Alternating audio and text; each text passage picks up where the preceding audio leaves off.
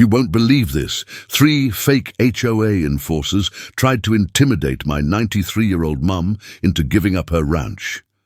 But what they didn't know, I'm a Navy SEAL, and this fight didn't end the way they planned. Before we start, comment which country you're watching from. Let's see how far this story travels. I've been shot at in 5 countries, but nothing raises my blood pressure like someone threatening my family.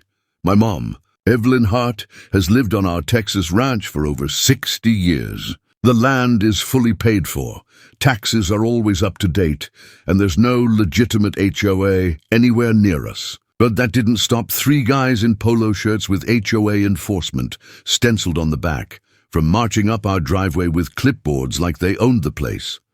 Their so-called complaint. They said my mum's flower beds violated community uniformity standards and her barn obstructed HOA view corridors. Translation, complete nonsense. No law backs that up.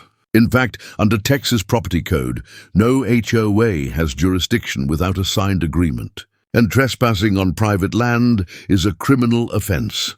When I told them to leave, one of them, a stocky guy with wraparound shades, smirked and said, "We can do this the easy way or the hard way." That was the moment my instincts flipped from polite to protective. Years as a Navy SEAL had taught me how to de-escalate, but also how to end a threat if needed. I stepped forward, keeping my voice calm but firm. The hard way? You're standing in it. They made the mistake of moving toward my mom, and that's when I moved first. The first guy lunged like he was going to push past me. Bad choice. I caught his wrist, twisted, and used his own momentum to send him face first into the gravel. The second one, taller and wiry, tried to grab my shoulder from behind. I pivoted, swept his legs, and he hit the dirt hard, clipboard flying. The third froze for a second, then reached inside his polo like he was going for something. I closed the gap, hooked his arm, and pinned him against the barn wall before he could pull out the cheap folding knife he had hidden. "Let me guess," I said, holding him in place.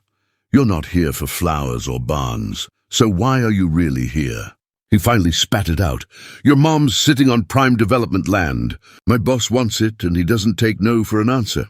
That was all I needed to hear. This wasn't some random nuisance. This was a targeted shakedown. They were pretending to be an HOA to scare my mom into giving up her property. That's extortion under Texas Penal Code, plus trespassing, and that can carry serious prison time.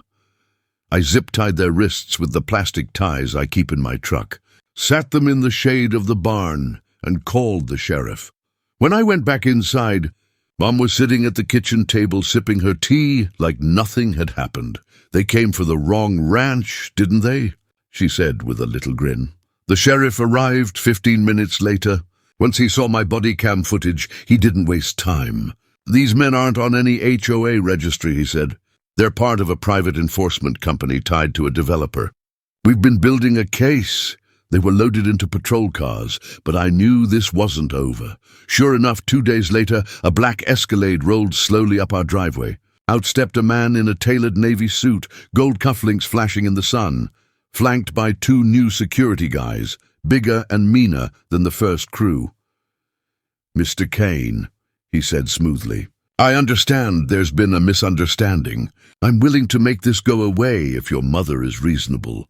"And by reasonable," I asked, "you mean signing over her deed for pennies?" He smiled without warmth. "You can either take my offer now, or deal with my men."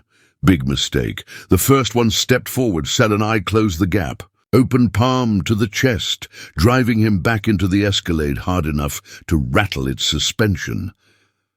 The second reached for me, but I hooked his arm, spun him, and dropped him to the dirt.